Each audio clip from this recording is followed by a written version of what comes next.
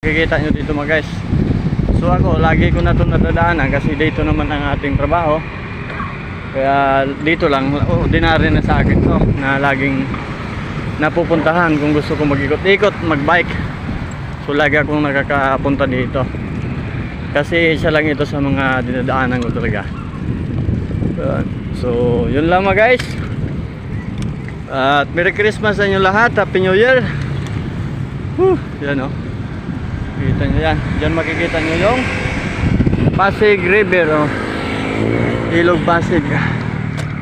Mamaya iilaw to. Magkakailaw ito mamaya. So ngayon wala pa siyang ilaw eh. Mamaya magkakailaw ito ng mga bakal na yan. May ilaw yan dyan sa gilid. Ang ganda yan, tingnan mamaya. Diyan makikita nyo ito yan guys. So